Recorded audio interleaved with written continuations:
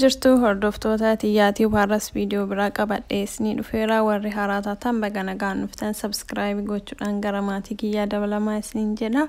Har'a moo shaampuuwwan filatamaa ta'an isinii fidee dhufeera. Rifeensa dhiqachuuf dirqama shaampuun nu barbaachisa. Shaampuuwwan gosa garagaraa jira. Shaampuuwwan gariin kan rifeensa nama jalaa goggogsuullee ni jira. Video hararat shaampuuwwan filatamaa ta'an isinii fideera. Hanga video dhumaan afaan turaa isiniin jedha. Tokkoffaarratti kan argannu Jeesan Natural Shaampuudha. Shaampuun kun kan fayyaduuf rifeensa goggoguuf hoosisuuf akkasumas wantoota rifeensa gogaa keenya irratti du'an nurraa kaasa. Kan keemikaala miidhamee rifeensa keemikaala miidhamee nuuf deebisuuf baay'ee tokko fayyada.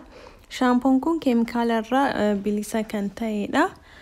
Lammaffaan immoo Argan Oil Shaampuudha.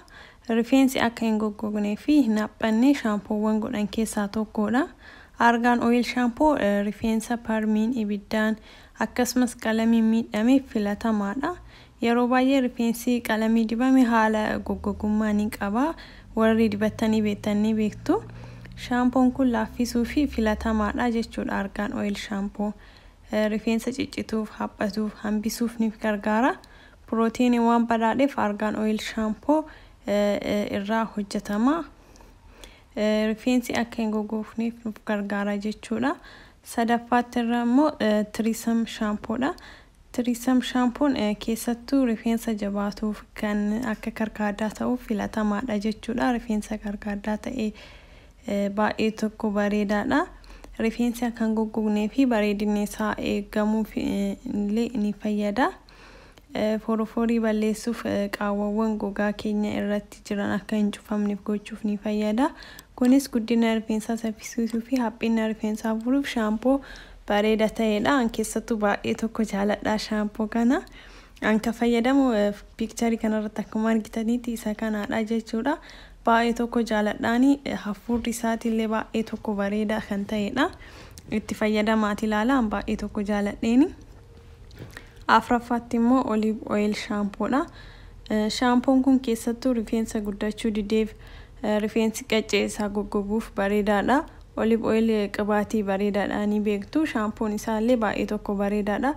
Yeroo baay'ee gara shaampootiin Olive Oil Shampoo namni fayyadamu baay'een argineeyyuu qibaatii qofa baay'inaan beekna.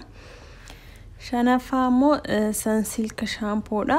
Rifeensa akka hin goggogne gochuuf cululuquuf fi laafaa akka ta'uun nuuf fayyada jechuudha. Sunsilk Shampoo gogaa buqqee keenya qulqulluu fi bareedaa godha.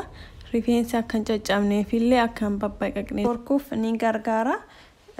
Kan biraa immoo ja'affaan immoo Extreme Shaampoodha. Shaampoon kun keemikaala irraa bilisa kan ta'edha. Rifeensa baay'ee haphii ta'e yabbisuuf akkasumas rifeensa keenya bareedina kennaa fi rifeensi keessan yoo haphii ta'e shaampuun kun baay'ee tokko gaariidha. Shaampoo jaalatamaa fi filatamaa ta'edha. Rifeensa uumamaan daalachata ta'e halluu isaa kennuuf inni gargaara shaampuun kun. Torbaffaan immoo Coconut Milk Shaampuudha. Shaampuun kun rifeensi akka hin ciccinneef wantoota fayyadan keessaa tokkodha. Buqqee rifeensa keenyaallee ni qulqulleessa. Shaampuu kanas yoo argachuu baattan oomishoota coconut irraa oomishaman qibaatis ta'ee shaampuudhaan garagaraa fayyadamuu ni dandeessu. Sadaffaan immoo Shea Moisture Shaampuudha.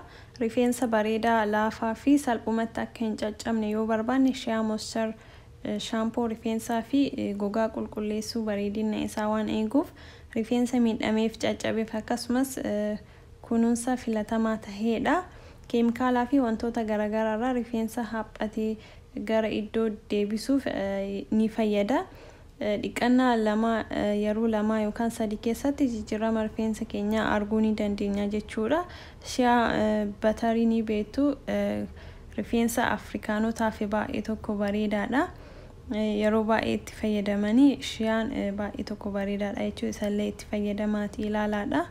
Laffaan immoo Dove Shaampuudha. Dove Shampoo rifeensa keenya moisturaayizii gochuudhaan akka rifeensi keenya hin goggogne akkasumas akka rifeensi keenya hin caccabne hin bubuqqaane godha. Doobiin mirtiin isaatu akkuma beekamutti baay'ee tokko filatamaa kan ta'edha. Akkuma rifeensa keenyaatiin argannee bitachuu ni dandeenya jechuudha. Forooforillee kan qabaannu ta'e yeroo binnu dubbisnee bitachuu qabaanna jechuudha wanta barbaannu saniifi. Immoo Head and Shoulders shaampoodha. Shaampoon kun gosoota baay'ee qaba. Akkuma rifeensa barbaannutti isallee argachuu dandeenya. Kan forooforii barbaanne rifeensa bubuqqa'uuf hundaayyuu garagara jira. Shaampoon kun baay'ee tokko bareedaadha. Moisturize godha. Keessattuu warroonni forooforii qabdan shaampoo kana osoo fayyadamtanii yeroo dhiqatan hunda osoo isa qofa fayyadamtanii shaampoo isaa baay'ee tokko bareedaadha.